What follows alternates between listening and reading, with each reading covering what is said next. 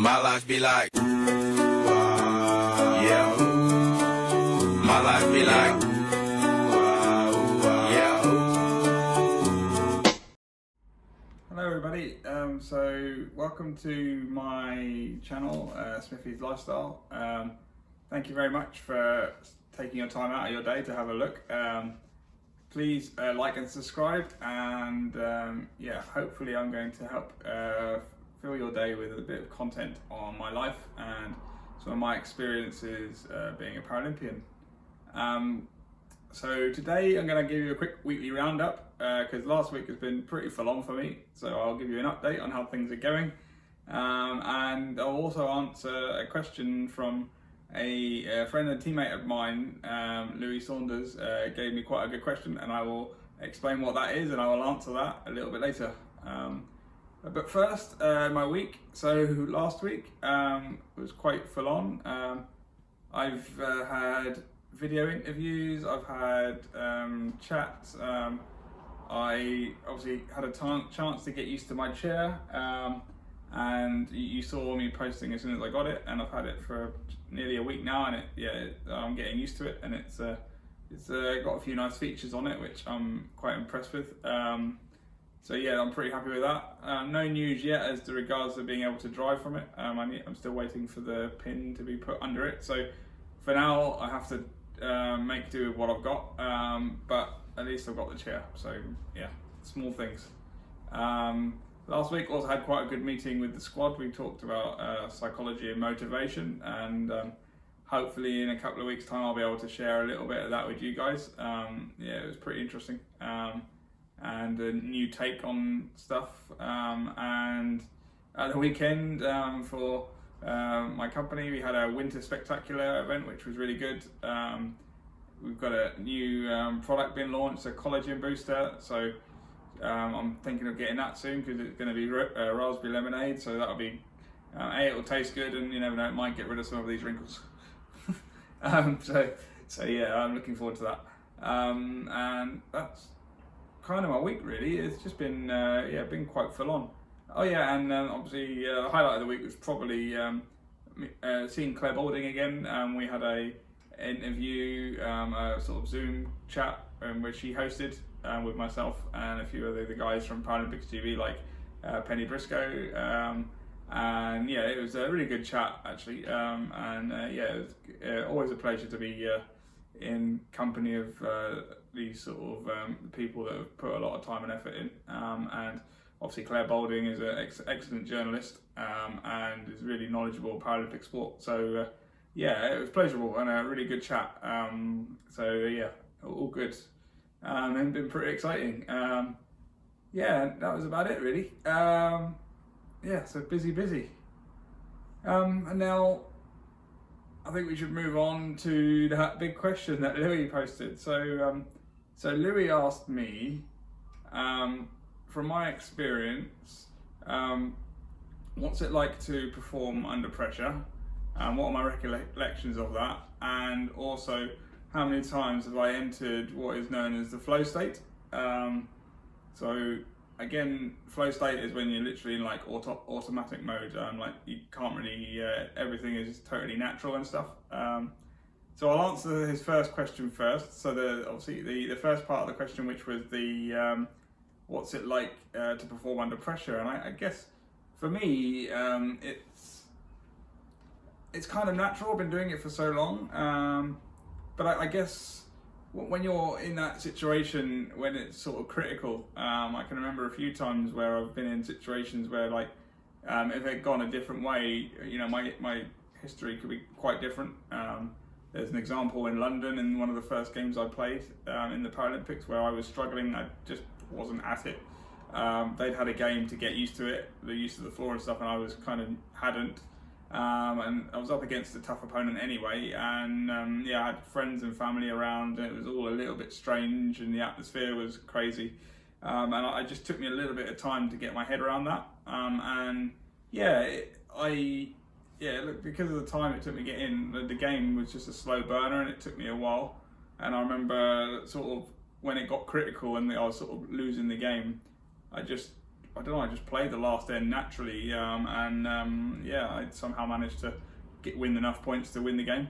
Again, there's situations in Rio where I was behind in both the quarterfinals where I was against the world number one at that point, and also in the semi-final, where both games I was behind and pretty much out of it, not quite, but almost, and I just seemed to manage to turn it around. And then I guess, how many times have I been in flow state?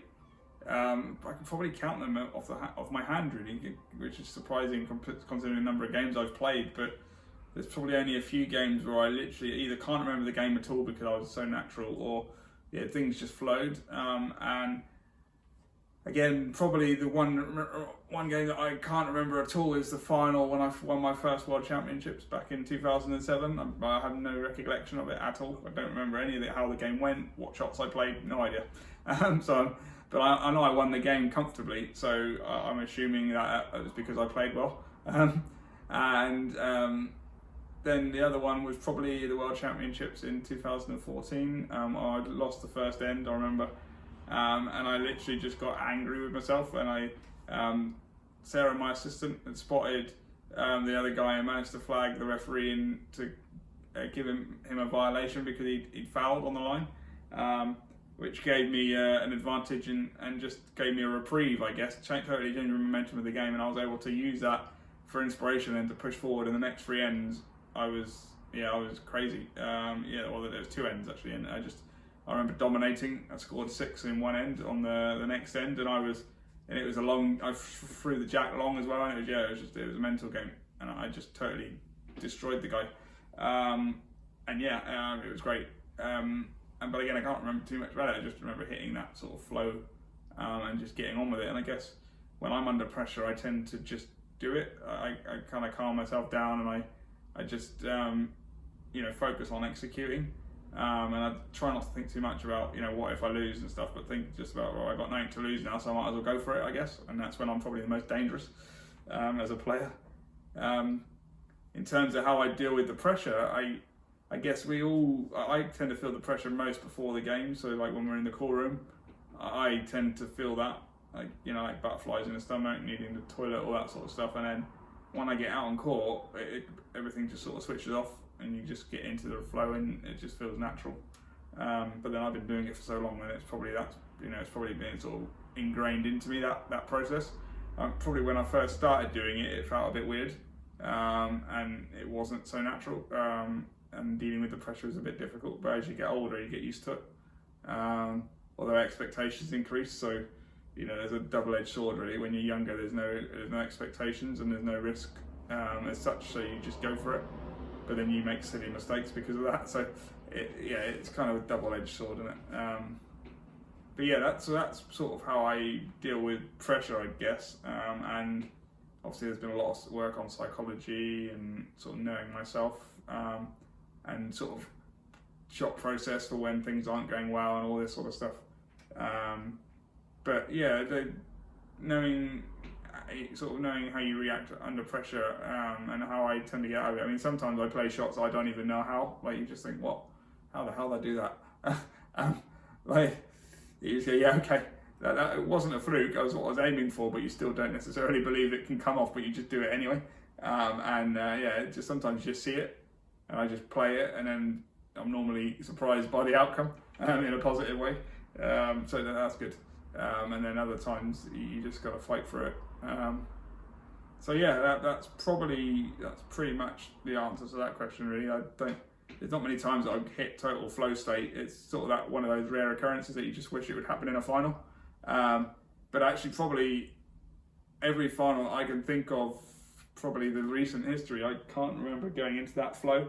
I definitely didn't in the game in Rio, partly because it just wasn't that great a game, to be honest. I made a couple of mistakes, and I wasn't ever able to totally relax into that game. Not because of how Dan played necessarily, but just because of the scoreline. I was never able to break away and just totally relax into it, or I was never losing, so I never had to sort of just switch off and go for it. I was always that sort of on the cusp of winning, so it's just a case of managing it and being diligent. And then in finals since, in the final in Liverpool in 2018, it was a bit of a non-show really. The guy didn't play particularly well, and the game was over before the last end, which was a shame. And again, it was one of those disappointing finals that didn't really live up to the hype. My best game was probably the semi, actually, the game before. So yeah, it's just these frustrating things that you always want to happen in the final. You want to be able to showcase your best stuff, but usually for me, it comes a bit earlier than that, and I end up managing it in the final. But that could be down to fatigue, and also the other players that not quite at it because they put so much energy out getting there and all that sort of stuff. So yeah, a lot of reasons why finals don't always live up to the hype, I suppose. It's not just in bocce, it's in all sports, I guess. But yeah, I've had some really good games, and I've had some pretty awful games where I've won.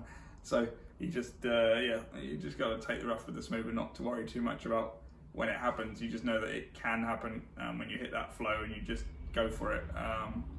Probably the match I played last year against a guy called Deep Mac from Thailand in the pool game, actually. Ironically enough, he beat me in Hong Kong a couple of months before, and then we played each other again. And I was able to get some revenge on him, but we both started really strongly. He was winning after my first end, after playing a cracking shot, and then I just played awesome then for the next two ends. I didn't miss a shot, I don't think, and yeah, it just that's how it goes sometimes. And I was totally in the zone, totally flowing, and just going for it. And yeah, it felt great. Probably the best two ends I've ever played, to be honest. So yeah, it's just the way it goes. Yeah, obviously you couldn't live with me, and I ended up winning something like 11-3 or something like that, or 11-2. I don't remember the score exactly, but I know it was a big score. So yeah, again, but that doesn't always happen. And then obviously the more important rounds, like the quarters and the semi and the final, it's just a case of trying to maintain that. But obviously you reach a peak, the only way is down or maintain it. So I was, to be honest, I wasn't that great afterwards. I was just did enough to do the job. I never quite hit the heights again, but I still won the tournament. So what can you do? You just got to take it when it comes, and make sure that you still get the result. You get the results you want. So yeah, that's my take on dealing with pressure, I guess. And yeah, that's been about it. I hope you find that useful, and I'm happy to talk about more different things. Feel free to comment and let me know if there's anything else you want to talk about. I'm up for all sorts of conversations about stuff in general. I'll be posting more videos during the week about different bits and bobs, some news or whatever. So yeah, and I'll keep you posted on the chair. Touch wood, I'll be able to drive from it at some point. But yeah, apart from that, all good. Anything else you want to know, just drop me a message and we'll go from there. Cheers, guys.